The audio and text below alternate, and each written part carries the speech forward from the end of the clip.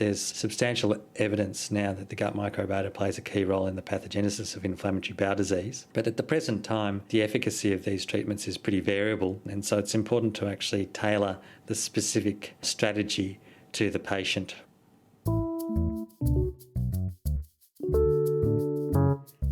This is Pomegranate, a CPD podcast from the Royal Australasian College of Physicians. This month, we are again partnering with the Internal Medicine Journal to discuss a recent article, Characterisation and Therapeutic Manipulation of the Gut Microbiome in Inflammatory Bowel Disease. The author, Dr. Peter de Cruz, is an intestinal rehabilitation physician at the Austin Hospital in Melbourne. The gut microbiome is the subject of increasing research in medicine. Understanding this complex community offers potential new insight for treating a number of diseases, gastrointestinal and otherwise. But what's the evidence base? To provide further review and discussion of the article, today's episode also features an interview with Professor Finlay Macrae, Head of Colorectal Medicine and Genetics at the Royal Melbourne Hospital. Included in the discussion are the early establishment of the microbiome and its genetic and environmental influences, pharmacological and nutritional interventions targeting the gut, and some guarded recommendations about faecal microbiota transplantation.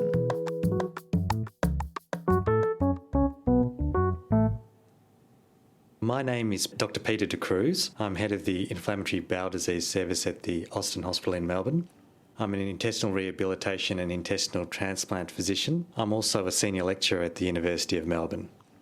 I've been working in the field of gastroenterology for 7 years, and I think that this foray into the gut microbiota is really very exciting because we're now starting to unravel the complex relationship between the host and the microbiota. And that should enable us to discover diagnostic biomarkers for the disease as well as treatments that are targeted at the microbial stimulus of inflammatory bowel disease. Really, the gut microbiome refers to all the bugs in our gut and the genetic potential in relation to telling us not only which bugs are there, but what they're actually able to do. And each human harbours up to 100 trillion bacteria. So man can now really be considered a superorganism, a composite of human as well as microbial genes, which is referred to as the microbiome. And the microbiome itself actually is estimated to encode about 100-fold more genes than the whole human genome. 70% of the gut microbiota haven't actually been able to be cultured by standard culture-based techniques. And that's given rise to this field of metagenomics, which is the study of the microbiota using culture-independent techniques. And it's this field that's really advanced our understanding of the role of the gut microbiota in health as well as inflammatory bowel disease. I'm Professor Finlay Macrae. I'm Head of Colorectal Medicine and Genetics here at the Royal Melbourne Hospital. I've been working in this field ever since my clinical research days overseas for the last 35 years. I think the article summarises the state of the art very well. It highlights the potential that the approach of understanding the microbiota has in understanding GI illness and many other illnesses that are on the fringe of understanding with respect to the microbiota. It is a very complex field in terms of the variables that are involved from the point of view of the bugs that are there, their functional capacities, and the host, and indeed the environment in which the patient moves and lives. So it's a very complex scenario to unscramble. Even the approach of replacing the flora is complex because the intervention is not at all well characterised with respect to what's effective and what's not effective. However, there are some signals there in the therapeutic end of the deal and a lot of signals, but still unproven, of potential benefit with respect to microbiota associations with disease and health. Our current understanding of the pathogenesis of inflammatory bowel disease is that it occurs as a result of an exaggerated immune response to the gut microbiota in those patients who have a genetic susceptibility. There seems to be a shift in the epidemiology of the disease, which was previously considered to be a disease of the West, to an increasing incidence of the disease in the East. And this might actually reflect a change in the pattern of our diet, and in particular what we refer to as co-colonisation, where there's an increase in Western diets amongst those in the East. It's been difficult to, tease out the specifics in relation to what aspects of a diet constitutes or contributes to the increased risk for inflammatory bowel disease. There's some suggestion that inflammatory bowel disease may be associated with an increased risk of consuming high quantities of meat and fat, particularly polyunsaturated fatty acids and omega-6 fatty acids, whereas there's a lower risk amongst people who have diets that are high in fibre, vegetable and fruits. What we know is that we can detect changes in the gut microbiome composition even as quickly as within 24 hours of initiating a dietary modification. But as compared to short-term diet, long-term diet has a far stronger influence on the microbiome. The main challenge associated with the clinical studies to date investigating the various dietary interventions is that there tends to be recall bias, a lack of placebo control, and an insufficient correlation of these epidemiologic trends with molecular microbiologic techniques to really drill down on what are the specific changes in the gut microbiota associated with diet. The geographic differences between countries and their microbiome is of some interest, given that there is a big geographic difference in, for example, colorectal cancer incidence. Ecological research, where investigators look at the average microbiota profiles in a population with a certain incidence of colorectal cancer and compare that with another country who have a different incidence of colorectal cancer and look at that second country's average microbiota and understand that there's a difference and then are tempted to make an etiological relationship between the two. That is one of the weakest forms of epidemiological research because it's not drilled down to an individual person level. It's a very big group level observation. But nevertheless, it's hypothesis development and it's some evidence that is useful to add to the puzzle and try and piece things together.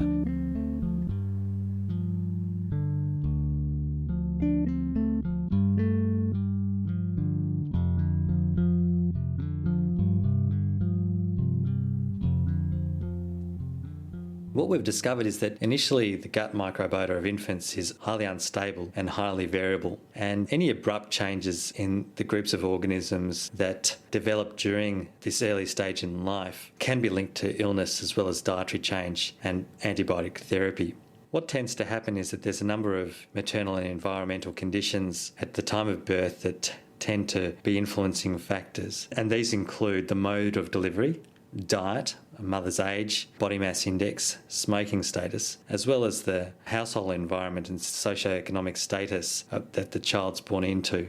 In addition to that, breastfeeding and mother's antibiotic usage also seem to be important factors. The passage of the infant through the birth canal is thought to be associated with an increased transmission of the maternal microbiota to the infant. And this is actually thought to have a potentially protective effect in relation to protection from infection for the infant. And this early period in the development of the gut microbiota is thought to be crucial in determining subsequent health or disease, including inflammatory bowel disease and other such conditions such as eczema and asthma. What we know is that over time, the phylogenetic diversity of the infant's microbiome increases gradually, with changes in the microbial community increasing along a steady gradient. So that by the age of 2 years of age, the infant's gut microbiota seems to be established and is thought to remain relatively stable throughout the remainder of life, up until the time that they reach 100, when the gut microbiota becomes unstable again. And it's thought to be this instability later on in life that's also responsible for the development of various diseases. We know host genetic mutations, especially those genes that are involved in the innate immune system, have been shown to influence the response to as well as the relationship with the gut microbiota. And this is the case in inflammatory bowel disease, where we know that the host innate immune genetic mutations have been associated with dysbiosis. In a recent study looking at more than 160 IBD susceptibility loci, several of the genes that were implicated in disease pathogenesis were also involved in detecting, processing and responding to the gut microbiota, indicating that the genes that are associated with inflammatory bowel disease do have a very close link with the gut microbiota and its potential to lead to pathogenesis of the disease.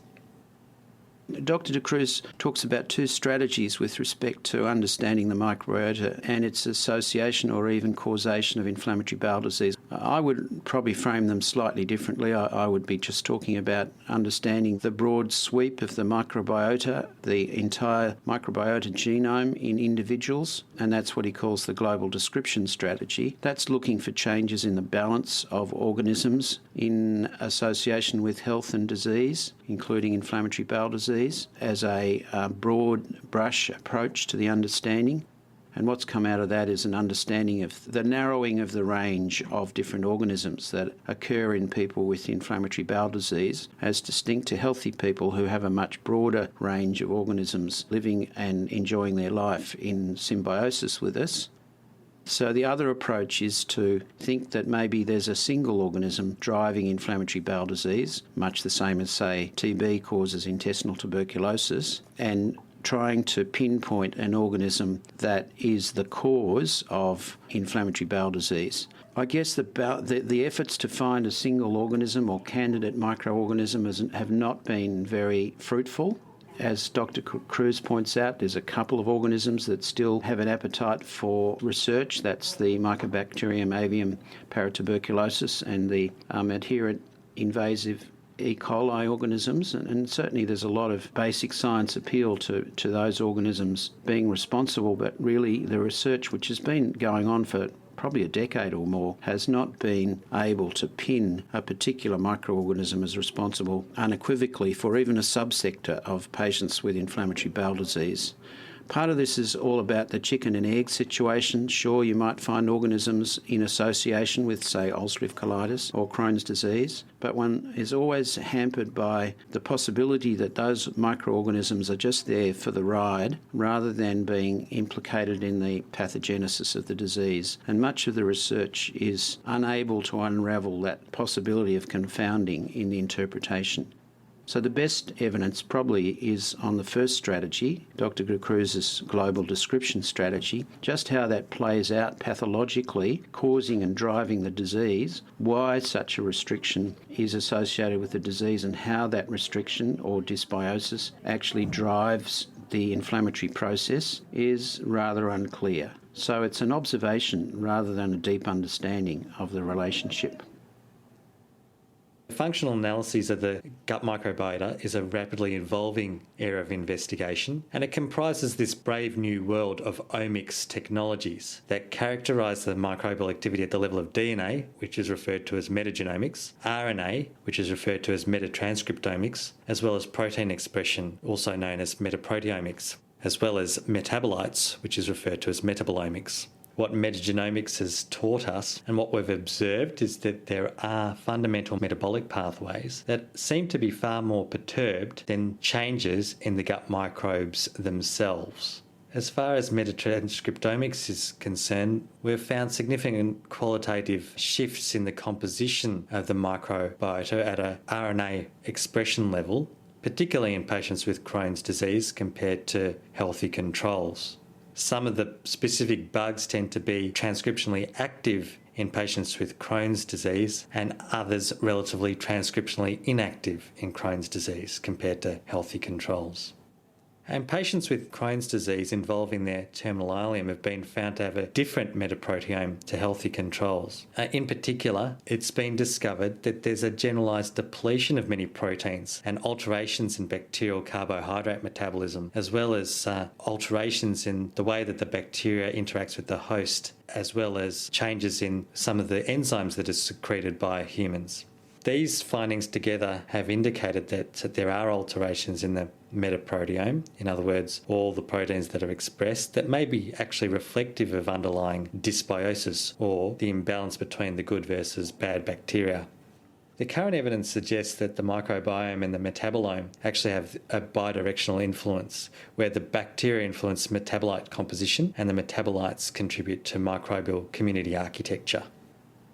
Yeah, well, functional analysis is an interesting term. It's used in different ways in genomics. Molecular biologists, when they talk about functional analysis, they're really talking about what the transcriptome, what the RNA consequence of a change in the DNA is. And that is certainly one way to understand or measure the functional effects of a change in the microbiota as defined initially by DNA typing. And that's the way molecular biologists often talk about functional analyses, and indeed that includes the microbiota experts who refer to functional analyses sometimes, but not always, in terms of the RNA transcriptome that is coming as a consequence of the DNA makeup, the microbiota. I think a more useful way, or likely productive way to think of functional analysis, is further downstream than that. What consequences do those RNA changes have for the proteome, the biochemical effects that are occurring? They're actually the driving processes that are driven by both the DNA and transcriptome changes. And then we're talking about metabolic effects as the framework for a functional analysis. And that really starts to become pretty complex when you're talking about millions of organisms with potentially interactive downstream effects through the transcriptome and into the proteome and metabolomics. The bioinformatics of trying to understand that requires a lot of computing power to try and sort things out, and a lot of good clinical research to characterise the starting point of the patients. So, we're a long way from understanding that stream of biology from the DNA to the transcriptome to the functional metabolic effects that might be associated with.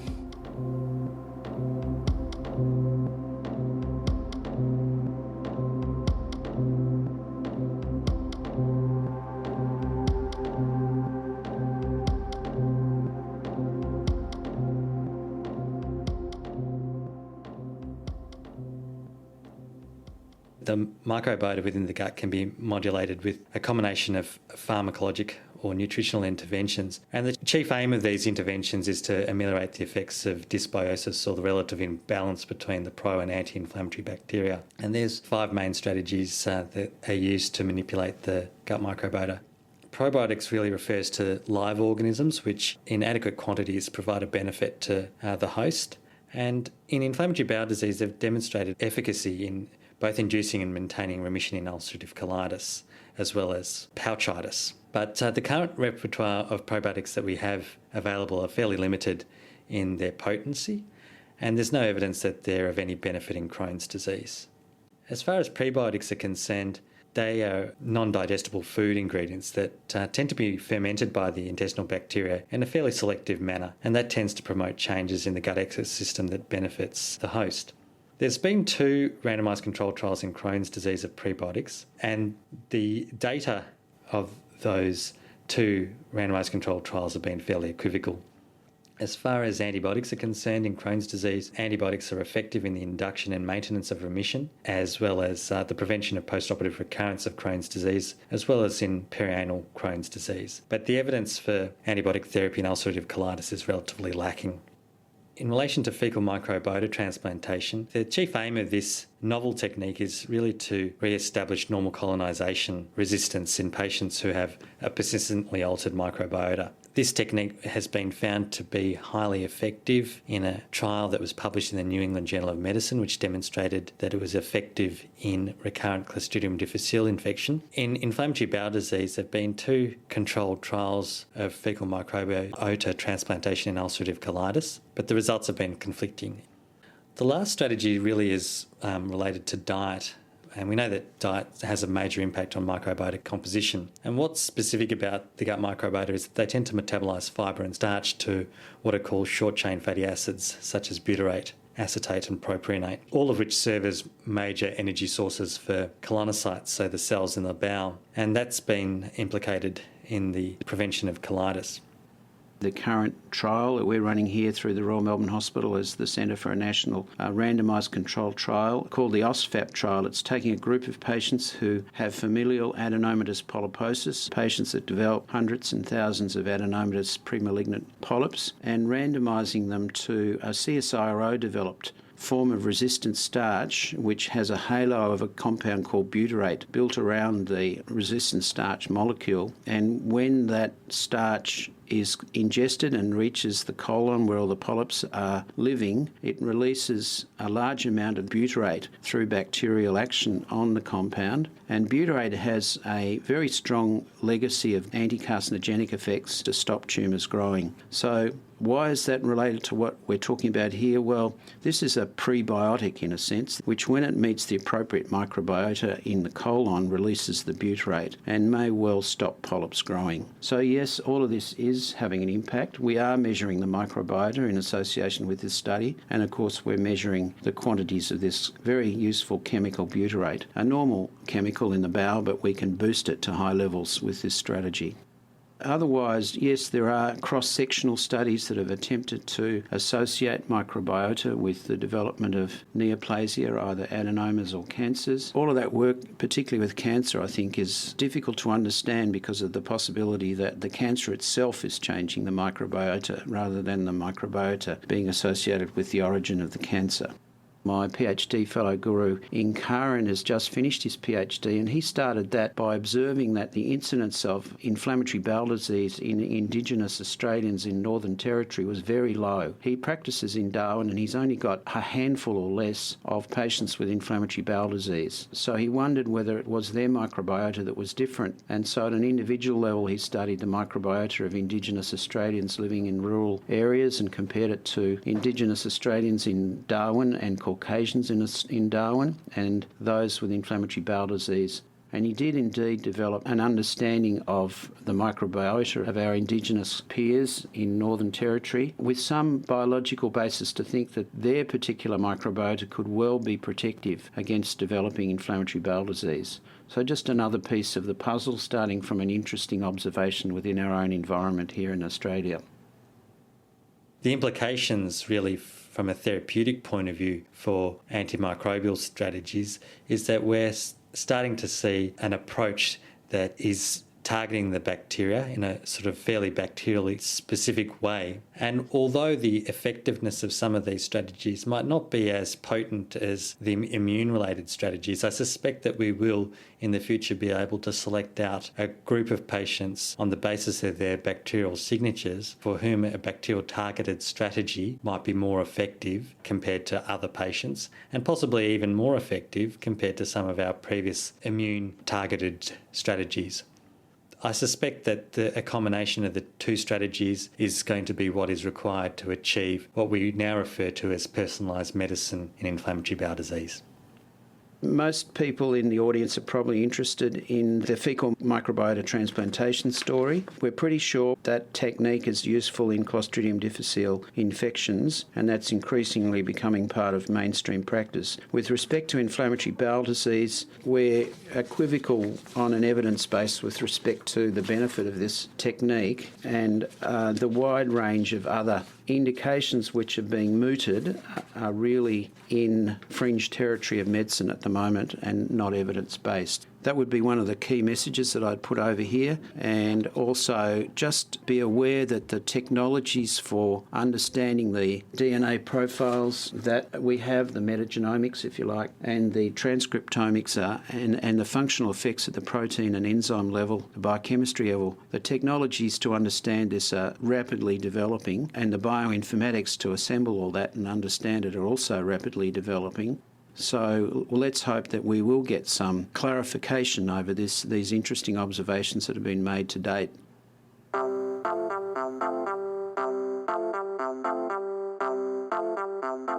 Dr. de Cruz's full IMJ article is available on our website, racp.edu.au/POMcast. We've also provided links to the other studies mentioned on the program, and an easy pathway for fellows to claim CPD points for listening and reading. If you're a fan of the podcast, consider sharing our site with a friend or colleague, leaving us a review in iTunes, or continuing the conversation using the hashtag RACPPod. Pomegranate comes to you from the college's Learning Support Unit, with special thanks this month to the IMJ. We'd also like to thank Peter de Cruz and Finlay Macrae for joining us on the program. The views expressed are their own and may not represent those of the Royal Australasian College of Physicians.